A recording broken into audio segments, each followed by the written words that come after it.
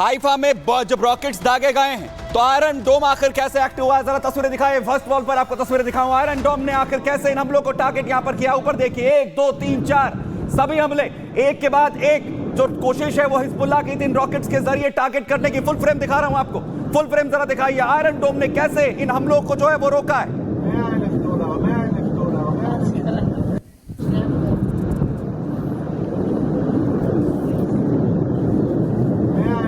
कई हमले जिन्हें आयरन डोम ने यहां पर रोक दिया।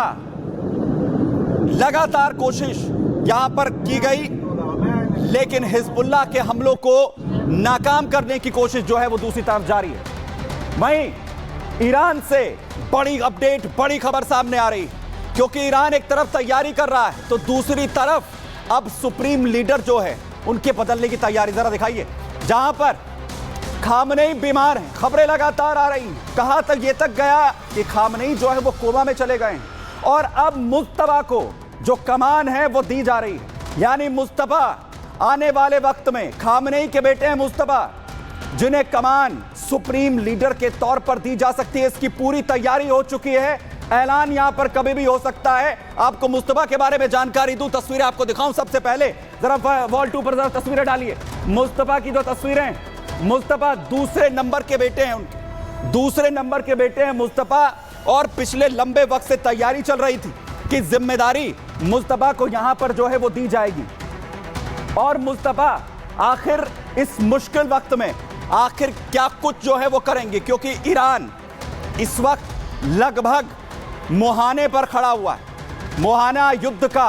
और खामनेई की तबीयत जिस तरीके से खराब चल रही है, उसके बाद एक बड़ी जिम्मेदारी मुस्तफा के पास यहां पर होगी और बड़ा मोर्चा उन्हें कहीं ना कहीं यहां पर संभालना होगा। लेकिन बड़ी बात यह कि आखिर दूसरे नंबर के बेटे को, मुस्तफा को, यह जिम्मेदारी क्यों दी जा रही है। दरअसल आयतुल्लाह खामनेई के दूसरे नंबर के बेटे हैं मुस्तफा।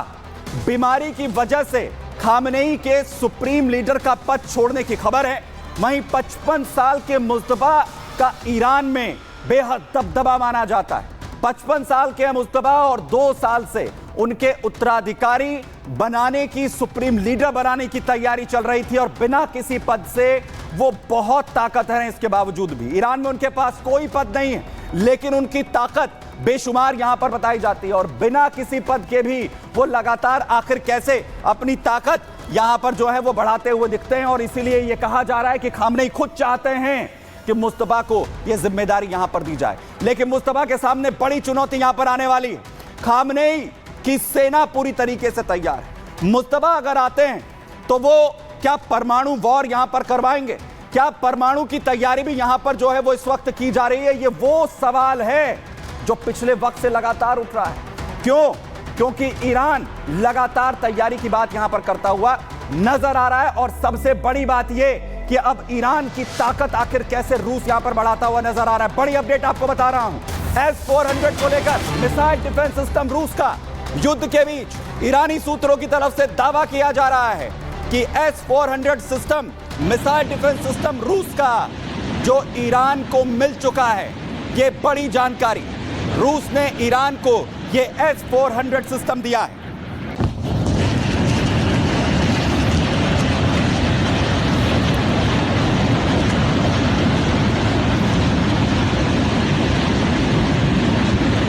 तो अगर परमाणु युद्ध की तैयारी एक तरफ ईरान कर रहा है, रूस ने क्या 400 सिस्टम दे दिया है, और 400 सिस्टम अगर मिल रहा है यहां पर ईरान को, तो क्या होगा मिडल ईस्ट के युद्ध का, जरा देखिए।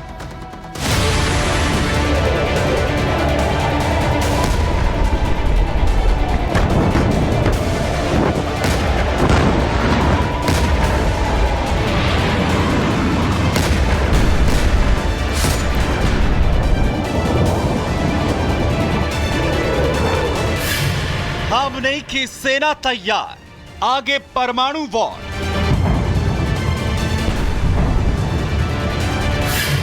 ईरान एटमी परीक्षण, युद्ध होगा भयंकर। रूस का ब्रह्मास्त्र, ईरान का कवच। पिछले 1 साल से मिडिल ईस्ट में तनाव है। हमास और इजराइल के बीच शुरू हुई जंग की आग धीरे धीरे लेबनान, सीरिया और यमन से होते हुए ईरान और इराक तक जा पहुंची है। इजराइल ने क्योंकि नेतन्याहू पर जो साया है मौत का आखिर कैसे मंडराता हुआ नजर आ रहा है, क्योंकि नेतन्याहू लगातार टारगेट पर है। देखिए नेतन्याहू, क्योंकि इजराइल के प्रधानमंत्री जो इस युद्ध में सबसे बड़ा मोर्चा इजराइल की ओर से संभाले हुए हैं, नेतन्याहू पर एक के बाद एक टारगेट किए जा रहे हैं। एक और बड़ा हमला उन्हें टारगेट करते हुए किया गया है। उनके घर की तस्वीरें आपको यहां पर सबसे पहले यहां पर दिखाने वाला हूं, जो तस्वीरें यहां पर सामने आई हैं, जहां पर कैसे जो हमले को अंजाम यहां पर दिया गया है। दरअसल नेतन्याहू का सिसारिया पर यह वो घर है जहां पर एक बार फिर टारगेट करते हुए फ्लैश बम को दागा गया है। 2 फ्लैश बम, फुल फ्रेम जरा दिखाइए, फुल फ्लैश बम यहां पर तस्वीरें देखिए नेतन्याहू के घर पर आखिर कैसे होता है।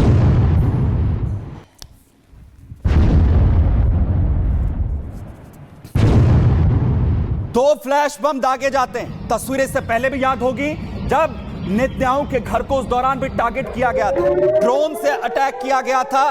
ड्रोन अटैक होते हैं, नेतन्याहू के घर को उस दौरान कैसे ड्रोन्स को खदेड़ा गया था 2 बार। अभी तक लगातार टारगेट करने की कोशिश नेतन्याहू को यहां पर हुई है। लेकिन सवाल यह है, नेतन्याहू को मारकर क्या जंग जीतने की फिराक में इस वक्त हिजबुल्लाह यहां पर नजर आ रहा है? क्या कोशिश है आखिर हिजबुल्लाह की? क्योंकि ये बड़े हमले हिजबुल्लाह की ओर से यहां पर बताए जा रहे हैं। लगातार टारगेट करने की कोशिश यहां पर जो है वो हो रही है। लेकिन सबसे बड़ी बात ये, आखिर कैसे इन 2 हमलों को अंजाम यहां पर दिया जाता है। 17 नवंबर 2024 नेतन्याहू इजराइल के प्रधानमंत्री, जिनके घर को टारगेट करते हुए हमला यहां पर होता है।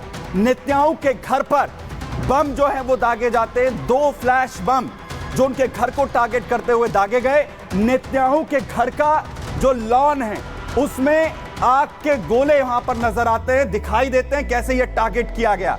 वहीं दूसरी तरफ हमला आखिर किसने किया है इसकी पुष्टि नहीं है, लेकिन इसके पीछे हिजबुल्लाह का हाथ सीधे तौर पर बताया जा रहा है, क्योंकि इससे पहले भी हमला यहां पर हो चुका है। लेकिन नेतन्याहू अपने परिवार के साथ अपने घर पर मौजूद नहीं थे, वो सेसरिया वाले घर पर नहीं थे। 19 अक्टूबर का हमला आपको याद होगा, जब नेतन्याहू के घर पर हिजबुल्लाह की तरफ से हमला किया गया था। ड्रोन अटैक यहां पर हुए थे। घर के पास एक इमारत पर ड्रोन अटैक यहां पर हुआ, जहां पर यह ड्रोन गिरा था। वहीं नेतन्याहू और उनकी पत्नी उस दौरान भी घर पर नहीं थे, क्योंकि नेतन्याहू को लगातार सिक्योरिटी में रखा जा रहा है। वहीं हमले की सभी जो राजनीतिक दल हैं वो इजराइल की तरफ से भी निंदा करते हुए नजर आ रहे हैं। पूरी दुनिया जो है इस पर सवाल उठा रही है। लेकिन सबसे बड़ी बात यह कि जब हमले यहां पर लगातार नेतन्याहू को टारगेट करते हुए किए जा रहे हैं, तो क्या नेतन्याहू को मारकर इस युद्ध को जीतने की कोशिश इजराइल के दुश्मन कर रहे हैं? जरा देखिए।